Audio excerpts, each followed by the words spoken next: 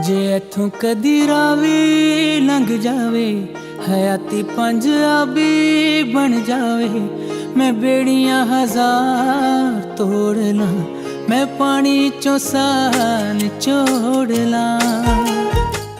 अस्सलाम वालेकुम। आज हम रावी किनारे के दूसरे एपिसोड के साथ हाज़िर हैं और जैसा कि हमने कहा था कि इस रावी किनारे में रावी पे बात होगी, रावी के ओरिजिन के बारे में, रावी की हिस्ट्री के बारे में, रावी के कल्चर के बारे में और भी जो साइंटिफिक चीज़ें रावी से लिंक्ड हैं, रावी के गिर्द आबादी के बारे में, तहज़ीबों के बारे में, इस पर बात होगी। तो आज हम हिस्ट्री से एक सफ़ा निकाल के लाए हैं जिस पे हम बात करेंगे। आज से तकरीबन 5 लाख साल पहले एक बहुत बड़ी टेक्टोनिक मूवमेंट हुई और उस टेक्टोनिक मूवमेंट से पहले जो थे ये सारे दरिया चनाब, रावी और ब्यास और सतलुज और 2 दरिया और भी थे जिसको आखड़ा रिवर कहते हैं और इसके साथ ही एक और दरिया था जो कि ये सारे दरिया ईस्ट की तरफ बहते थे, यानी कि ये गंगा प्लेन के अंदर जाके गिरते थे और वहाँ से बे ऑफ बंगाल में चले जाते थे। लेकिन फिर जब एक बहुत बड़ी मूवमेंट हुई तो इन दरियाओं ने अपना रुख इस तरफ कन्वर्ट कर लिया और इसका मतलब ये है कि तकरीबन 4-5 लाख साल पहले इंडस सिविलाइजेशन जो थी वो इस फॉर्म में आना शुरू हुई जिसको हमने बाद में हिस्टोरिकली देखा। सो इंडस सिविलाइजेशन जो है वो इसका फॉर्म होना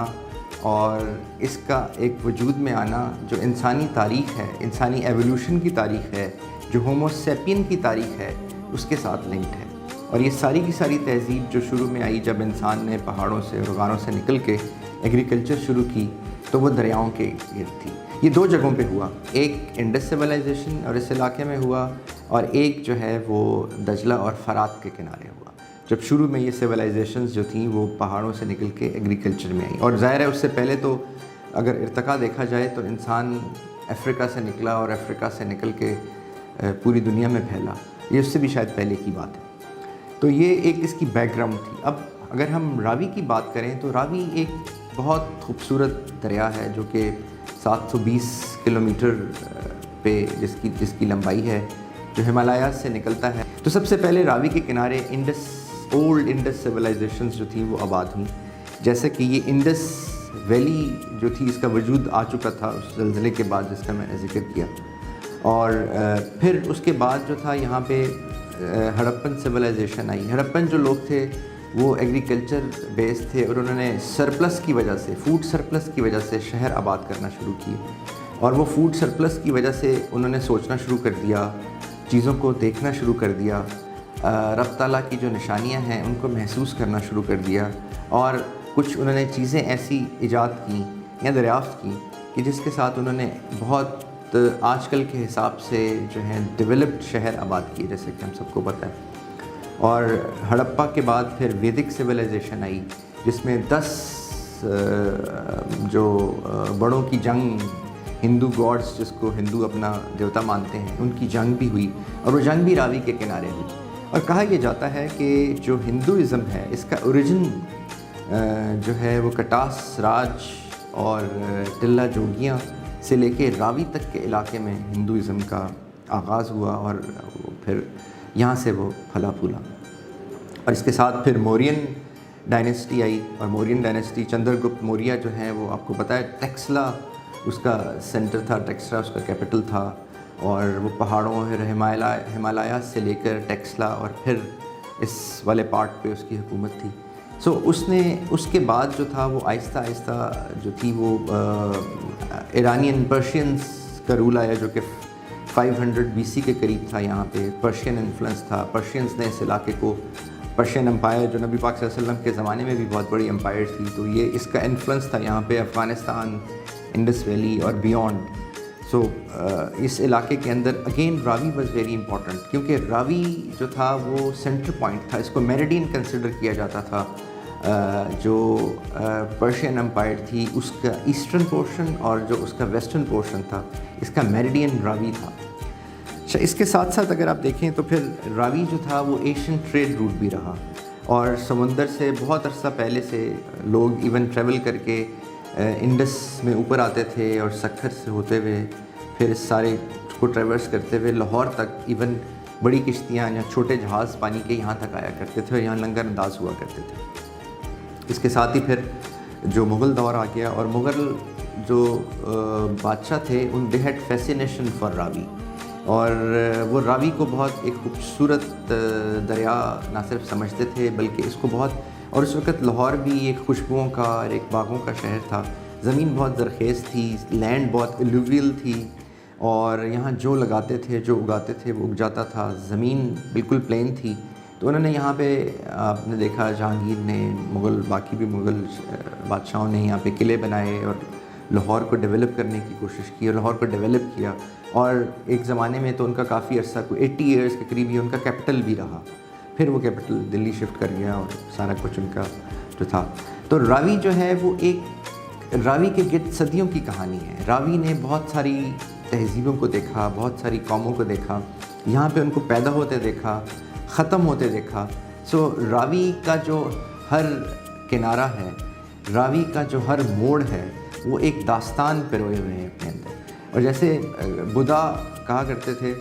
کہ دریا جو ہے وہ کوئی بھی بہتا دریا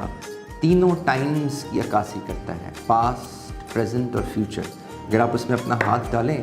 تو وہ جو آپ کے ہاتھ کی باہر والی سائڈ پہ پانی ٹچ ہو رہا ہے وہ پاسٹ ہے، جو آپ کا ہاتھ اس کے اندر ہے وہ پریزنٹ ہے، اور جو گزر کے جا رہا ہے، جو چھو کے جا رہا ہے وہ فیوچر ہے۔ سو یہی انالوجی راوی کے ساتھ ہے۔ راوی ہمارا پاسٹ ہے، راوی ہمارا پریزنٹ ہے، اور راوی ہمارا فیوچر ہے۔ تو رجیت سنگھ نے بھی جب اپنے آپ کو کنسولیڈیٹ کیا اور بھنگیوں سے، جہاں کی جو ظلم سے لوگوں کو آزاد کیا اور ان کو باقی سکھ ٹرائبس، جو جاٹ ٹرائبس تھے، ان کو ملا کے ایک امپائر بنائی، تو اس کا جو کیپٹل تھا، اس کا جو فوکس تھا وہ بھی لاہور تھا، اور وہ راوی تھا، اور راوی کے الانگ جو تھا۔ سو راوی جو ہے وہ، اسی لیے آپ دیکھیں تو بھگت سنگھ کی بھی یہ خواہش تھی کہ جب اس کو، بھگت سنگھ کو جب مار دیا گیا اور پھانسی دے دی گئی، اور اس کے بعد اس کی جو ٹکڑے تھے وہ اٹھا کے قصور جسم کے لے جائے گئے، اور وہاں سے سکھوں نے وہ آزاد کروا کے لائے، اور اب انہوں نے راوی کے گرد اس کی کریمیشن کی، اور وہ جگہ بھی راوی پہ موجود ہے۔ سو راوی نے آج سے 10,000-20,000 سال پہلے جو 10 ہندو جو ان کے دیوتا ہیں ان کی جنگ بھی دیکھی۔ راوی نے بھگت سنگھ کو یہاں پہ جلتے بھی دیکھا۔ راوی نے 90s میں کلدیپ نیر کی کریمیشن کے جو ریمینز ہیں وہ بھی یہاں پہ بہتے ہوئے دیکھے، کیونکہ کلدیپ نیر کی بھی یہ خواہش تھی کہ مجھے راوی میں بہایا جائے۔ تو راوی جو ہے وہ cross cultural, cross country, cross civilization دریا ہے، جو ہندو ہسٹری میں بھی اتنا ہی پرومیننٹ ہے، مغل ہسٹری میں بھی اتنا ہی پرومیننٹ ہے، اور جو آج کل کی پریزنٹ ہسٹری میں بھی اتنا ہی پرومیننٹ ہے۔ سو سکھوں کے لیے، ہندوؤں کے لیے، مسلمانوں کے لیے اور انگریزوں کے لیے راوی خالی ایک دریا نہیں، ایک ہسٹری کا نام ہے۔ اسی طرح انگریز کو دیکھیں تو انگریز نے جب یہاں پہ ریلوے لائن بچھانا شروع کی تو لیورپول میں انجن بنتے تھے، وہ انجن سٹیمر پہ رکھے جاتے تھے، اور انجن شپ پہ رکھے جاتے تھے، کراچی آتے تھے، وہاں سے ان کو سٹیمر پہ ٹرانسپورٹ کیا جاتا تھا، اور سٹیمر ان کو انڈس سے لے کے یہاں آتا تھا، اور ریلوے اس کے بعد جو ناردرن ریلوے ہے اس کو بچھانے میں سب سے بڑی کنٹریبیوشن راوی کی تھی، اور دوسری کنٹریبیوشن چھانگا مانگا کی تھی۔ انگریز کا ویژن تھا کہ اس نے 1860 میں چھانگا مانگا کا جنگل لگایا تاکہ جب سٹیم انجن آئیں تو اس کو فیول کے لیے لکڑی چاہیے تھی، تو وہ لکڑی اویلیبل ہو سکے، اور جو ٹرین کے پلانکس ہیں وہ اویلیبل ہو سکیں۔ سو انگریز کا بھی راوی سے ایک بڑا تعلق اور وہ رہا ہے، اور جو پہلا ڈپٹی کمشنر تھا لاہور کا، اس نے بہت عرصہ پہلے راوی کے گرد ایک نیا شہر آباد کرنے کی بھی تجویز دی تھی۔ تو اگر ہم اس طرح دیکھیں تو راوی جو ہے وہ ایک کہانی ہے، ایک داستان ہے، اور ایک ہسٹوریکل ایک فنومینا ہے جو کہ ڈفرینٹ تہذیبوں کے ساتھ لنکڈ ہے، اور ہمیں یہ پیغام دیتا ہے کہ راوی ایک ہسٹوریکل، ایک کلچرل اور ایک ایسا تعلق ہے جو ہم سب کے ساتھ جڑا ہوا ہے۔ 2 سال پہلے امرتسر میں ایک لڑکی تھی، ینگ لڑکی، کوئی اباؤٹ 30 ایئرس اولڈ، وہ روز راوی کے نام خط لکھا کرتی تھی، روز لاہور کو خط لکھا کرتی تھی۔ پھر اس کے خط بہت پاپولر ہو گئے اور انڈیا میں روز، اب آج بھی امرتسر میں جو ہے وہ اس کو ایک ایک تقریب میں اس کو سارے لوگ جو راوی کے کنارے رہتے تھے وہ اکٹھے ہوئے اور انہوں نے اس تقریب کو منایا اور راوی کو یاد کیا. سو راوی جو ہے وہ ایک دریا نہیں ہے, ایک تہذیب کا نام ہے, اور یہ تہذیب اور یہ دریا اسی وقت اچھا رہتا ہے اور اچھا لگتا ہے اور اسی وقت اس کی بقا ہوتی ہے جب یہ بہتا رہے, جب تہذیب ایوالو ہو رہی ہو اور جب دریا بہہ رہا ہو. جب دریا بہنا رک جائیں, جب ان میں پانی نہ ہو تو ان کا ماضی, حال, مستقبل تینوں ختم ہو جاتے ہیں. اور جب یہ تینوں چیزیں ختم ہونے لگیں تو آئی تھنک اسی کو ہم کیوس کہتے ہیں, اسی کو ہم قیامت کہتے ہیں. کیونکہ آپ کسی بھی دریا کو اس کی تہذیب سے الگ نہیں کر سکتے. اسی لیے ہم نے آج راوی کنارے میں آپ کے ساتھ کوشش کی کہ ہم راوی کی جو مختلف تہذیبیں ہیں ان کی بات کریں, صرف یہ بتانے کے لیے کہ راوی ایک دریا نہیں ہے بلکہ راوی ایک کنٹینیوم ہے تہذیب کا, ہسٹری کا, جو شاید 3 لاکھ سال سے لے کے آج تک جاری ہے. شکریہ. ਜੇ ਇੱਥੋਂ ਕਦੀ ਰਾਵੀ ਲੰਘ ਜਾਵੇ, ਹਯਾਤੀ ਪੰਜਾਬੀ ਬਣ ਜਾਵੇ, ਮੈਂ ਬੇੜੀਆਂ ਹਜ਼ਾਰ ਤੋੜ ਲਾਂ, ਮੈਂ ਪਾਣੀ ਚੋਂ ਸਾਹ ਨਿਚੋੜ ਲਾਂ.